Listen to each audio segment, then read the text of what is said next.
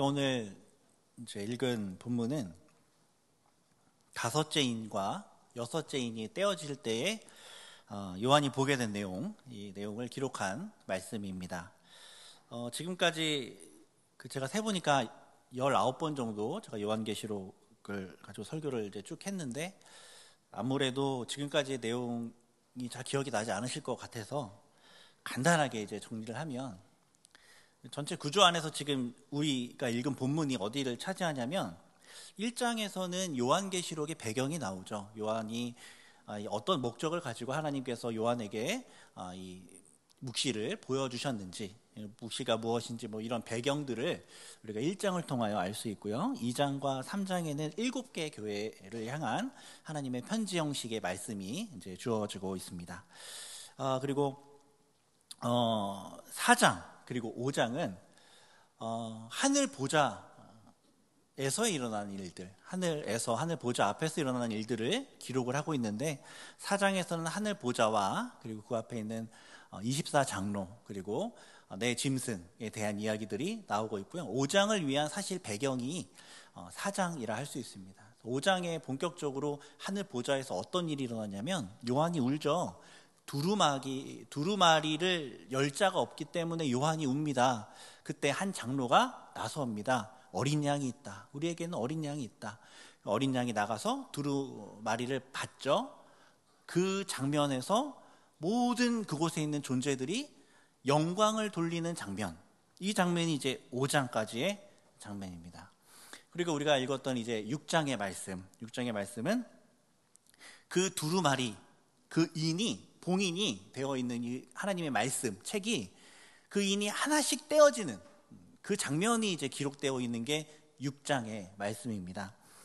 그래서 우리가 읽은 이제 6장은 이제 다섯째 인부터 나오는데, 첫째 1절부터 8절까지는 첫째 인부터 넷째 인이 떼어지는 장면이 나오죠. 첫째 인이 떼어지니까 요한이 무엇을 보았냐면 흰말, 그리고 흰말을 탄 자가 이기려고 해요. 계속 이기려고 하는 그 적그리스도의 모습을 보여주고, 이기려고 하는 모습으로 인해서 전쟁이 일어나게 되겠죠.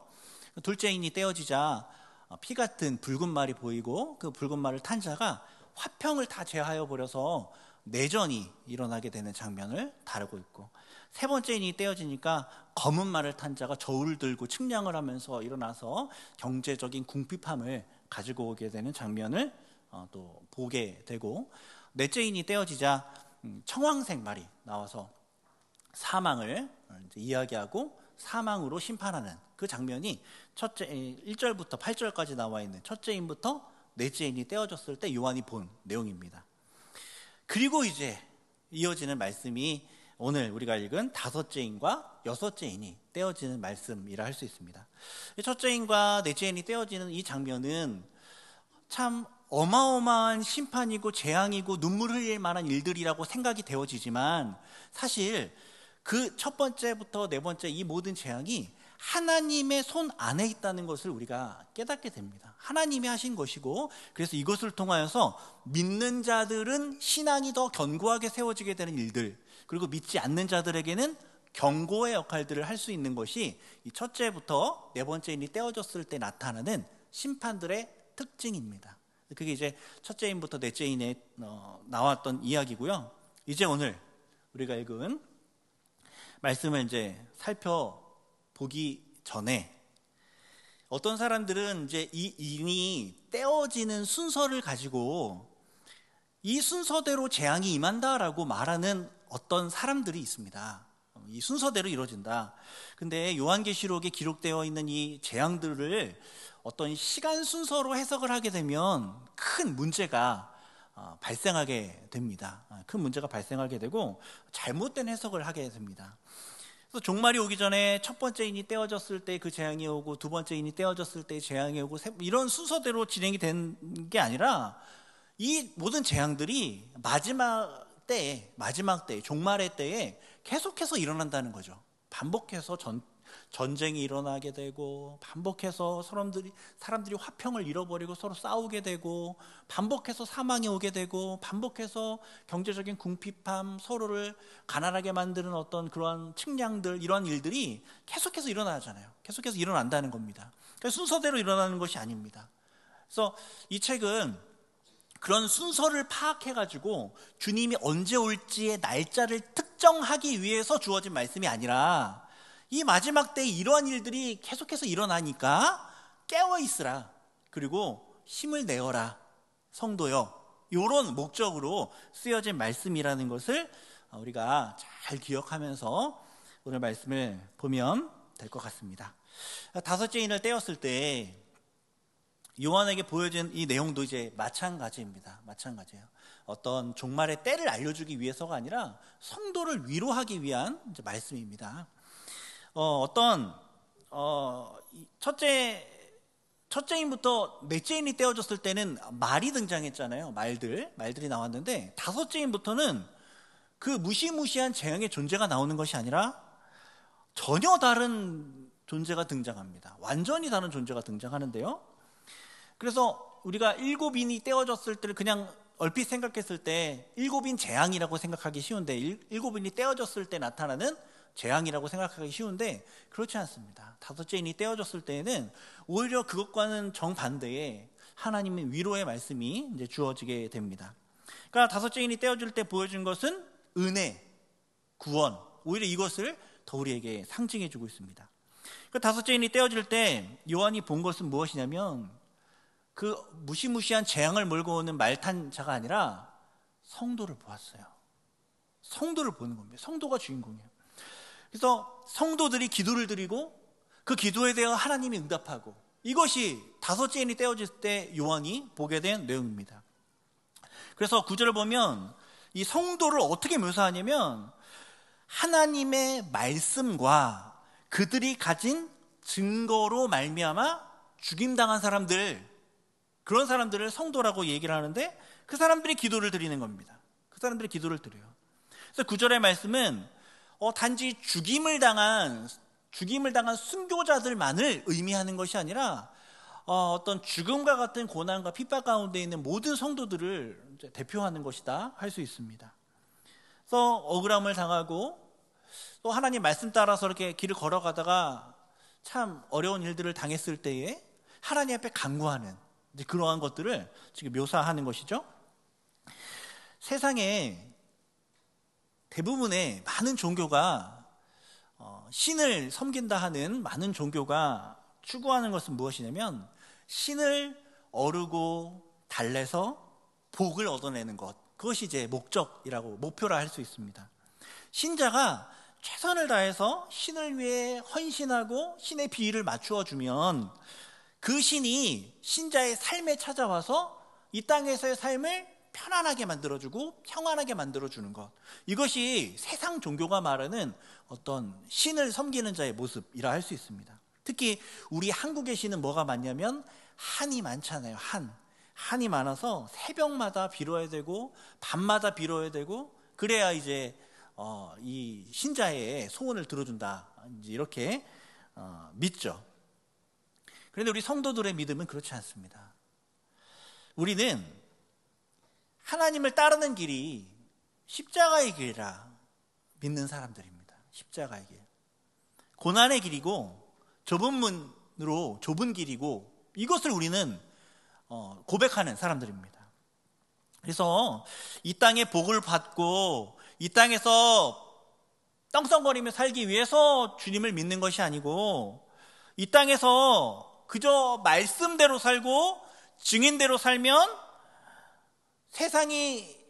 세상에서 우리의 삶이 다 펼쳐질 수도 있지만 전혀 반대의 일도 일어날 수 있다는 것을 믿고 있는 사람들, 그것이 우리 신앙인의 모습이죠. 오늘 요한계시록에 기록된 성도의 모습도 그렇습니다. 하나님의 말씀, 그들이 가진 증거로 말미암아 형통하게 되고 떵떵거리며 산다는 것이 아니라, 하나님의 말씀과 그들이 가진 증거로 말미암아 어떻게 되었대요? 죽임을 당한 영혼들, 그들의 기도를 지금 다루고 있는 겁니다. 그들의 기도. 그들이 있다. 그런 사람들이 있다는 거죠. 주님의 증인이 되어 이 땅 가운데 살아가는데 죽임을 당할 수 있다는 거죠. 그러나 이 모든 것도 우리를 사랑하시는 하나님의 역사인 줄 믿습니다. 말씀대로 살고 증인으로 살아서 잘 될 수 있지만 잘 안 될 수도 있습니다. 죽임 당할 수 있습니다. 그런 일을 당할 때 성도들 당황하지 말라고 성경 수많은 곳에서 그것을 미리 말씀해 주고 있습니다. 오늘 우리가 읽은 말씀에서도 말씀해 주고 있잖아요. 하나님의 말씀이 선포되면 능력이 나타나서 성도를 통해 부활의 증거가 나타나게 되면 세상이 변하게 되는 줄 알았는데 그것으로 말미암아 죽임을 당할 수 있다는 거죠. 그런데 그 죽임 당함이 헛된 것은 아니다라고 오늘 말씀은 말씀해 주고 있습니다. 그 영혼들이 어디 있냐면 제단 아래에 있다 말씀하고 있습니다. 영혼들이 제단 아래에 있다는 것은 무슨 의미일까? 어떤 학자는 죽임을 당한 성도들의 피가 제단 위에 뿌려져서 그 제단 위에 뿌려진 피가 어떻게 되겠습니까? 액체는 아래로 흐르잖아요. 그래서 제단 아래에 고이게 되는 거죠. 그것을 상징하는 거다라고 해석을 하기도 합니다. 중요한 것은 성도들의 죽음과 제단이 연결되어 있다는 거죠. 제단은 뭐 하는 곳입니까? 하나님께 드려지는 곳이잖아요. 예배 드리는 곳 아닙니까? 하나님께 드려졌다는 거예요. 마치 우리를 위해서 어린 양이신 예수 그리스도께서 제물이 되어 돌아가신 것처럼 예수님과 같이 하나님께 드려졌다는 거예요. 성도들의 그 고난이, 성도들의 그 죽음이 말씀을 전하다가 증인이 되어 살아가다가 고난당하고 핍박당하고 죽임당한 그것이 어린 양이 예수 그리스도께서 하나님께 드려진 것처럼 하나님께 드려진 것이다라고 표현을 하고 있다는 것입니다. 성도의 고난이 헛된 것이고 억울한 것이다라고 말한다면 예수님의 고난도 예수님의 죽음도 헛된 것이고 억울한 것이다라고 말할 수밖에 없는 거죠. 그렇지 않다는 겁니다. 10절을 보면 이 제단 아래에 있는 성도들이 간구를 해요. 거룩하고 참되신 대주제여, 땅에 거하는 자들을 심판하여 우리 피를 갚아주지 아니하시기를 어느 때까지 하시려 하나이까. 이게 간구의 내용입니다. 여기서 죽임당한 영혼들이 하나님께 불만을 쏟아내는 것 같잖아요. 근데 그럼에도 불구하고 뭐라 말씀하냐면 하나님을 향해 거룩하고 참되신 대주제여 라고 말씀하고 있습니다. 거룩하고 참되신 대주제여. 하나님을 이렇게 부르고 있어요. 지금 성도들이 죽었어요. 죽임당했습니다. 왜 죽었습니까? 잘못해서 죽었습니까? 아니죠. 하나님의 말씀 전하다 죽었습니다. 주님 증인되어 따르다가 죽었습니다. 그럼에도 불구하고 이들은 여전히 믿음을 가지고 주님을 향해서 거룩하고 참되신 대주제여라고 부르고 있다는 거죠. 대주제여, 주인 중에 주인이시고 참 주인이시고 모든 것을 주관하시는 주관자여라는 의미를 가지고 있는 단어입니다. 이 모든 일이 거룩하시고 참되시고 모든 세상을 주관하시는 그 하나님의 뜻대로 되어진 거다라고 이 죽임당한 성도들이 고백을 하고 있는 겁니다. 사랑하는 성도 여러분, 행하고자 하는 일들이 뜻대로 되어지지 아니하고 주님을 위해 행했던 모든 일들이 부정당하고 사랑과 선행으로 대하였던 사람들로부터 무시와 조롱을 당하게 되었을 때 거룩하고 참되신 대주제이신 하나님을 믿고 의지하는 것이 과연 쉬운 일일까요? 그렇지 않을 것입니다. 그러나 그럼에도 불구하고 죽임당해 제단 아래에 있는 영혼들은 여전히 하나님을 신뢰하는 모습을 보여주고 있습니다. 그러면서 간구하는 거예요. 그 믿음을 가지고 간구하는 겁니다. 이 땅에 권세를 가지고 이 땅에 권세를 가진 자들, 그 자들이 성도들을 이와 같이 핍박하고 이와 같이 피를 흘리게 만드는 이 일들을 하나님 언제까지 용납하실 것입니까? 이렇게 간구하는 거예요. 우리는 말씀 전하다가 지금 이렇게 죽어가고 있는데 하나님 이 일들을 언제까지 용납하시겠습니까? 이렇게 간구를 하면 이 간구를 듣고 하나님이 이 기도를 들어주실까요? 안 들어주실까요? 들어주시지 않겠습니까? 우린 당연히 들어줄 거다 생각하게 됩니다. 물론 우리 하나님 들어주신 하나님이시죠? 그런데 죽임 당한 성도들이 듣고 싶었던, 듣기를 기대했던 그 응답이 아닙니다. 그 응답은 아니에요. 우리는 당장 하나님께서 손을 드셔서 이 핍박자들, 이 세상에서 이 성도들을 괴롭히고 교회를 핍박하고 하나님을 조롱하는 저 사람들, 저 우상 숭배자들 다 멸절시키시고 성도들의 억울함을 당장 다 풀어주실 것, 그것을 기대하면서 우리 11절 말씀을 보게 되지만 주님은 그렇게 말씀하지 않으세요.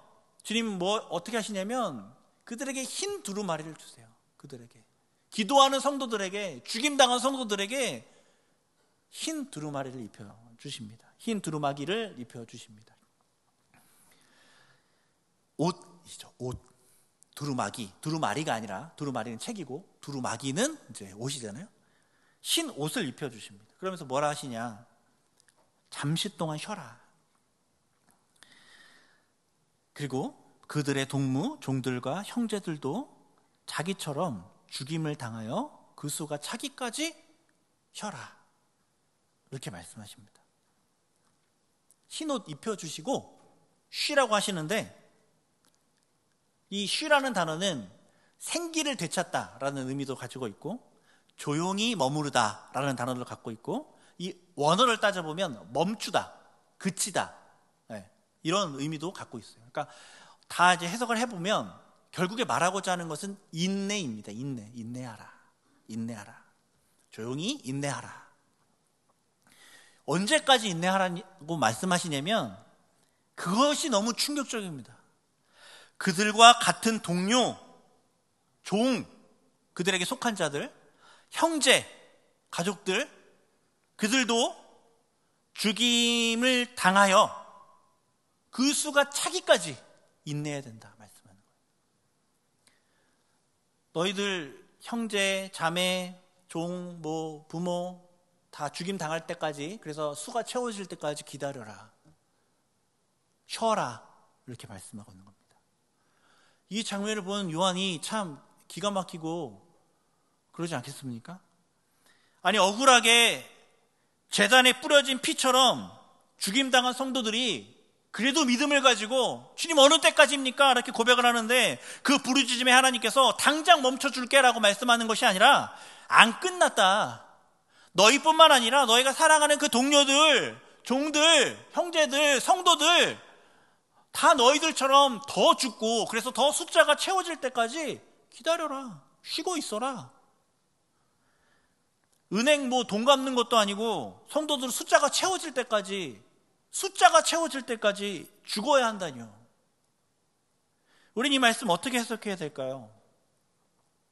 고통스럽다고 이제 그만 이 억울함들이 좀 끝났으면 좋겠다고 하나님께 신원하며 하나님의 신원을 요청하며 그렇게 기도하고 있는 성도들을 향해서 너 가족들, 친구들 똑같은 고통 당하고 죽임당할 거야. 숫자 채워질 때까지.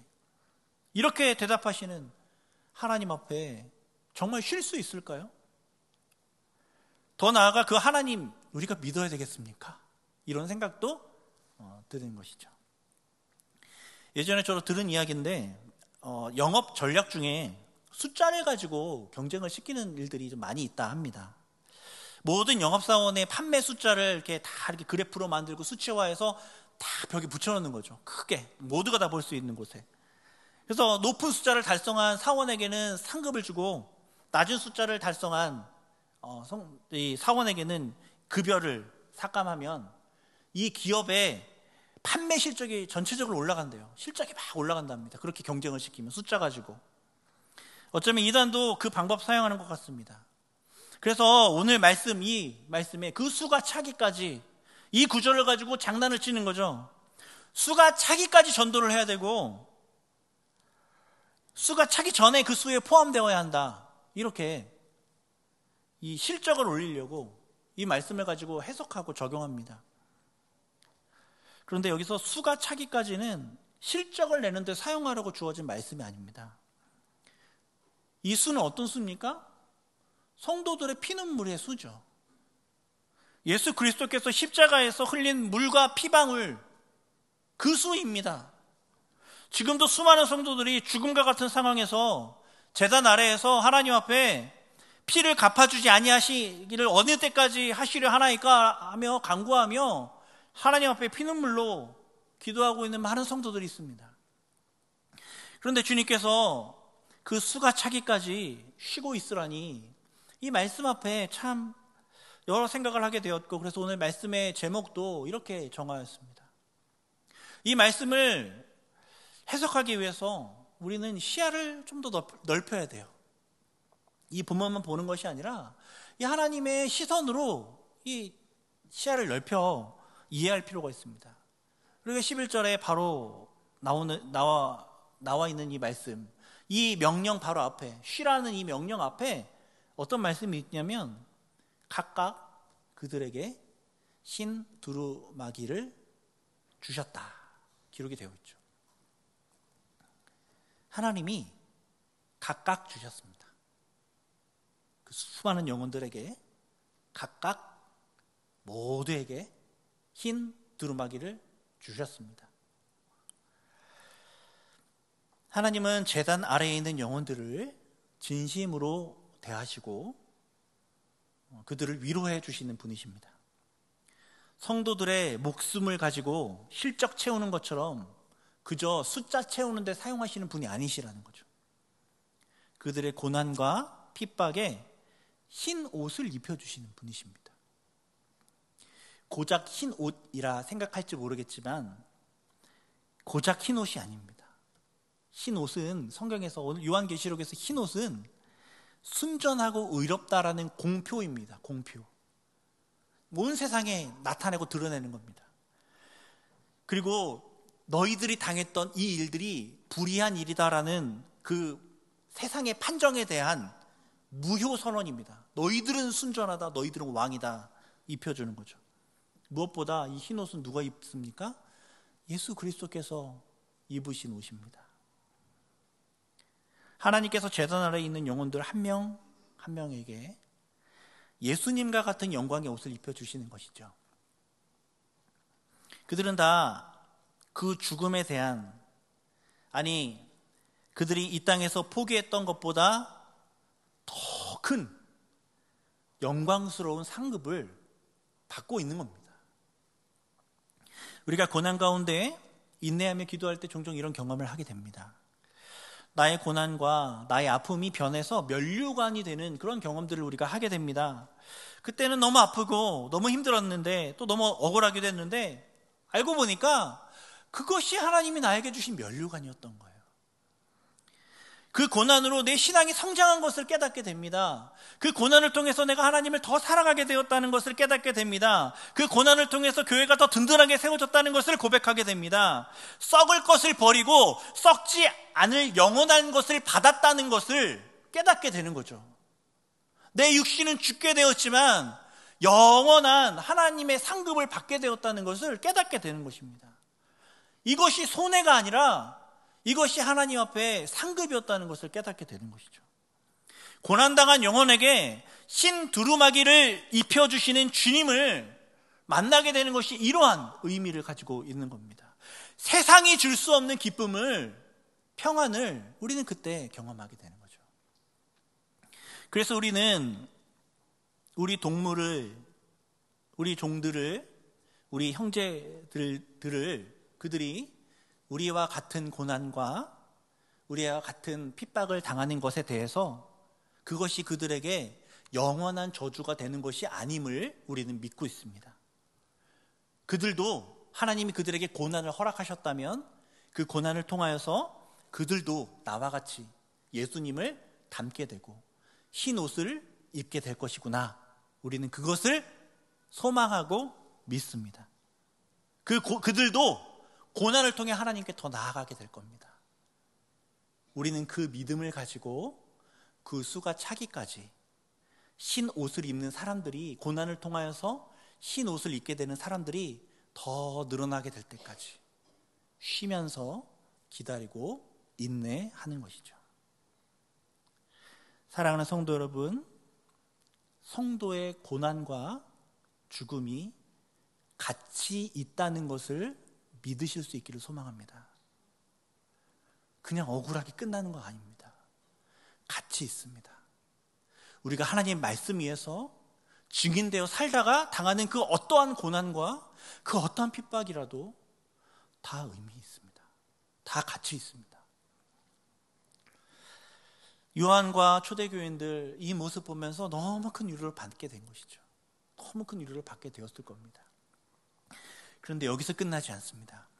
12절부터 보면 여섯째 인을 떼시는 장면이 나오는데 이때 무시무시한 심판이 이어집니다. 이게 이전에 첫 번째, 네 번째 인이 떼어질 때보다 훨씬 더 무시무시한 심판의 모습들이 그려지는 거예요. 이 심판은 정말 마지막 날 일어나는 심판을 의미하고 있는 것 같습니다. 마지막 날 최종적인 심판을 의미하는 것 같습니다. 특히 제단 아래에 있는 영혼들을 핍박하고 죽인 자들, 그들에게 임할 심판을 의미합니다. 그래서 이 심판은 첫 번째와 네 번째 심판과는 말하는 결이 다릅니다. 다른 성격을 가지고 있어요. 땅에 속한 자들에게 임할 심판을 지금 말하고 있는 거예요. 첫째 인부터 넷째 인은 모두가 다 받게 되는 고난인데, 그런데 이 여섯째 인이 떼어질 때 이 심판은 땅에 속한 자들에게 향한 심판을 의미하고 있는 것으로 우리가 문맥을 통해서 해석할 수 있습니다.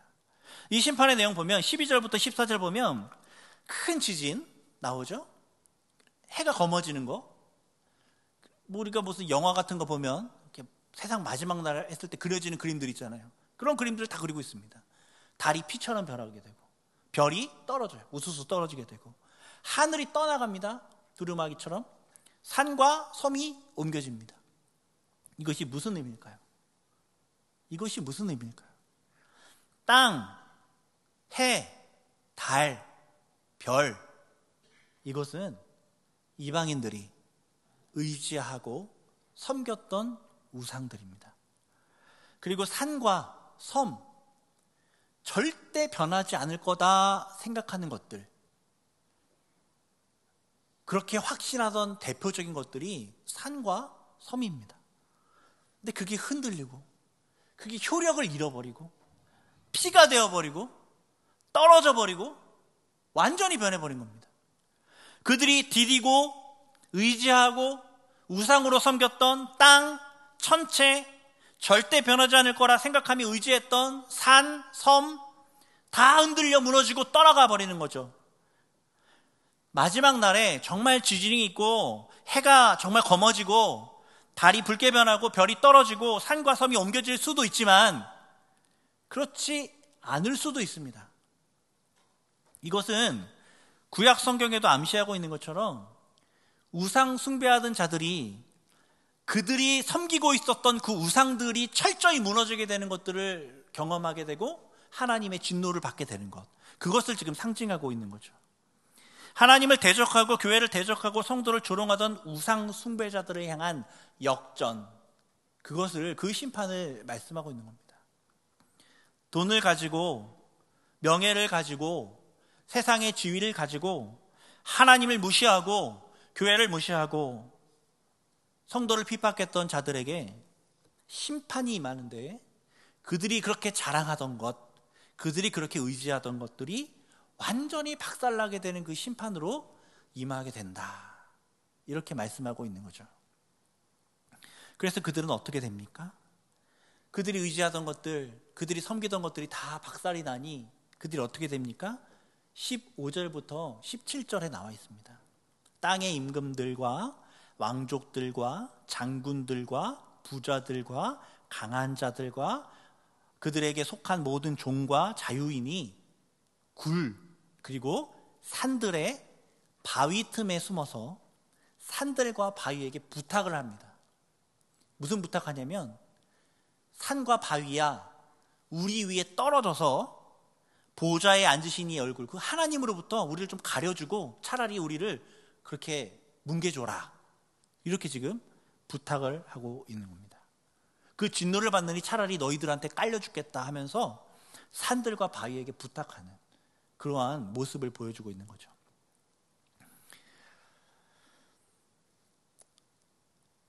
이와 같은 말씀은 사실 구약에 이미 예언되어 있는 말씀입니다.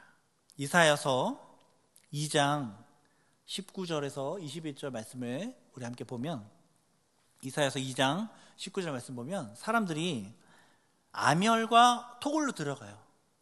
이미 나옵니다. 그래서 여호와께서 땅을 진동시키려고 일어나실 때 그의 위엄과 그 광대하심의 영광을 뭐 한대요? 피한대요.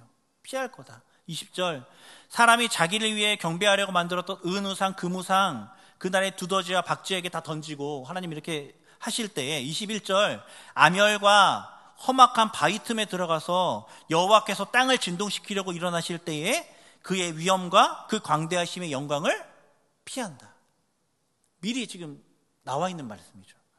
하나님의 진노를 피해 굴로 피하고 이렇게 피하는 우상 숭배자들이 있고 그들이 하나님께서 그 모든 것들을 다 이 우상들을 멸하실 때에 하나님으로부터 이게 도망가게 된다. 지금 미리 말씀하고 있습니다. 그리고 오세아 10장 8절을 보면 이스라엘의 죄 곧 아웬의 산당은 파괴되니까 그들이 의지하던 것들이 파괴되니까 가시와 찔레가 그 제단 위에 날 것이니 그때에 그들이 산더러 우리를 가리라 할 것이요 작은 산더러 우리 위에 무너지리라. 똑같이 예언이 되어 있는 것이죠. 우상 숭배자들에게 임할 그 최후를 요한계시록에도 동일하게 말하고 있는 겁니다. 그들이 가지고 있던 것들이 모두 다 무너지게 되면 그들은 본능적으로 이제 하나님의 진노가 나에게 임할 거다라고 깨닫게 되고 그리고 그들의 살아왔던 인생이 정말 잘못된 인생이었다는 것을 깨닫게 되고 차라리 하나님의 진노를 받느니 산에 깔려 죽는 게 낫겠다. 그 심판의 날에 누가 능히 서리요 이렇게 고백을 하게 된다 말씀하고 있는 것입니다. 이 우상 숭배자들은 이 땅에 있는 것들을 의지하는 자들입니다. 우리는 땅에서 순례자로 살아가잖아요. 하늘을 소망하며 살아가는 하늘 시민권자입니다. 근데 그들과 대조적으로 이 땅에 속한 사람들은 현재의 세상 질서 거기에 안주하고 지상에서의 안전 그리고 내가 붙잡을 수 있는 것 보이는 것 그것을 의뢰하고 신뢰합니다. 그리고 그 너머에 역사하시는 하나님을 바라보지 못합니다. 그들의 시선은 오로지 이 땅에 사로잡혀 있는 것이죠. 그래서 하나님이 보이는 것들 그들이 의지하는 것들을 전부 다 아무것도 아닌 것이 되게 만들어 버리는 것입니다. 그래서 10절에 땅에 거하는 자들 그리고 15절에 땅의 임금, 왕족, 장군, 부자, 강한 자, 종과 자유인 다 모두 이 땅에 속한 우상 숭배자들을 의미하는 것이죠. 그런 자들에게 그들이 가장 의지하던 것들 그들이 고정적으로 이건 변하지 않을 거다 라고 여겼던 그 모든 것들이 뿌리채 흔들리면 그런 심판을 주님께서 내리실 것이고 그러면 그들은 깨닫게 될 겁니다. 그러한 모습을 여섯째 인이 떼어지자 요한이 보게 된 것이죠. 다섯째 인이 떼어졌을 때 죽임당한 성도들이 간구했습니다. 주님께서 두 가지 응답을 주신 거예요. 하나는 고난을 통해 너희들이 흰 두루마기를 입게 될 것이고 너희들의 가족들과 고난받는 다른 형제들도 역시 이 흰 두루마기를 입을 테니 인내하라 이 말씀 주셨고 또 하나 이 여섯 번째 인이 떼어지는 장면을 보게 한 것인 겁니다.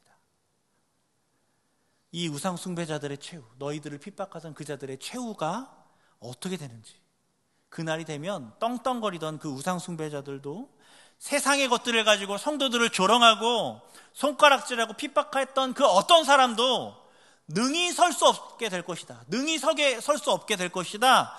그 모든 우상들 다 무너지게 될 것이고 설 수 있는 자들은 너희가 될 것이다. 그들은 능히 서지 못하게 될 것이고 너희들이 서게 될 것이다.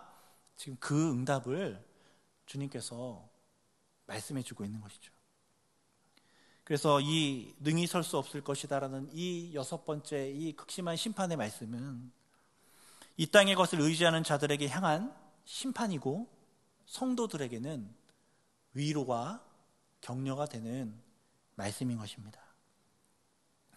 지금은 세상 앞에 우리가 설 수 없을 것처럼 보일지 모르겠으나 그저 억울하게 나는 말씀대로 살려고 했고 증인으로 살려고 했는데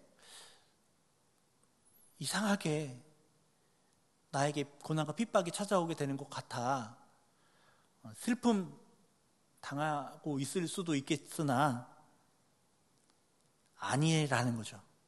아니라. 너희들은 흰 옷을 입게 될 것이고 너희들을 핍박하던 그 세상은, 너희들을 조롱하던 그 세상은, 비웃던 그 세상은 서지 못하게 될 것이다. 그 말씀으로 초대교회 성도들을 위로하고 오늘 살아가는 우리를 위로하고 있는 것입니다. 오직 이 땅을 바라보는 자들이 아니라 성도가 되어서 고난을 능히 인내로 견뎌내고 마지막 날 하나님 의지하며 굳건하게 서 있게 되는 저와 여러분 되기를 간절히 소원합니다. 우리 함께 이 시간 통성으로 기도하실 때